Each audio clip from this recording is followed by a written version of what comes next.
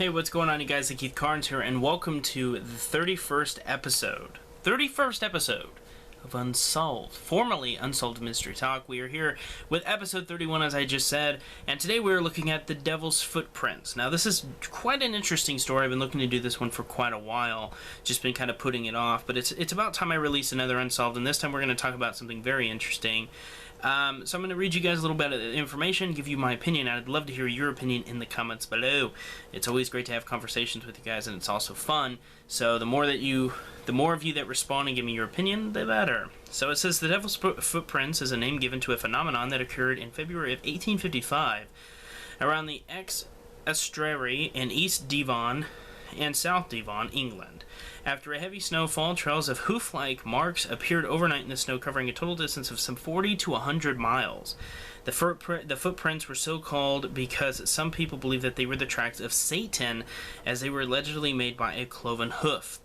Many theories have been put forward to explain the incident, and some aspects of its veracity have also been called into question. So we're going to go down here and talk about the incidents. It's on the night of February 8th to the 8th and 9th, 1855, and one or two nights later, after a heavy snowfall, a series of hoof-like marks appeared in the snow. These footprints, most of which measured around 4 inches long, 3 inches across, between 8 and 16 inches apart, and mostly in a single file, were reported from over 30 locations across Devon and a couple in Dorset. It was estimated that the total distance of tracks amounted to between 40 and 100 miles. I don't really know how you make a 60-mile difference. I don't really know how that's... Okay. Houses, rivers, haystacks, and other obstacles were traveled straight over, and footprints appeared on the top of snow-covered roofs and high walls which lay in the footprints path, as well as leading up to and existing various drain pipes, as well as 4 inches in diameter. From a news report, it says it appears on Thursday night last. There was a very heavy snowfall in the neighborhood of Exeter and south of Devon. On the following morning, the inhabitants of the above towns were surprised at discovering the footprints of some strange, mysterious animal endowed with a power of ubiquity, as the footprints were to be seen on all kinds of unaccountable places. On top of houses and narrow walls, and gardens and courtyards, enclosed by high walls and palings, as well as open fields, end quote. The area in which blah blah blah blah blah. So it says evidence. There is little first-hand evidence of the phenomenon. The only known documents came to light after the publication in 1950, so almost 100 years later, of an article in the translation asking for the information about the event. The resultant discovery of a collection of papers belonging to whatever. These papers included letters addressed to the vicar from his friends above. I'm just trying to find you guys info. So that's really... So basically there's no evidence. That's pretty much what the article should have just said. So then there's also theories. Some people, it says that some people believe it was some kind of a balloon that was carrying something, like kind of dragging something underneath the balloon, and it caused this phenomenon. I personally don't believe that, because it wouldn't have been so perfect, and I've seen the actual pictures. If I can have the pictures, I'll have them over here. So hopefully you can see that right now, and if you look, if the picture's up, or you go look for yourself, they're pretty clean. Not like something was being dragged, so I already don't believe that. Hopping mice is another one. It says Mike Dash suggested that at least one of the prints, including some of those found on rooftops, could have been made by hopping rodents such as wood mice. The print left behind after a mouse leaps resembles that of a cloven animal due to the motions of its limbs when it jumps. Dash stated that theory that the Devon prints were made by rodents was originally proposed as long ago as March 1855 in the Illustrated London News. So that one there too is pretty interesting, but you can't really... I don't really believe that rodents are going to travel 40 to 100 miles in a single file perfectly. So once again, I don't really buy that excuse. Hysteria is another one.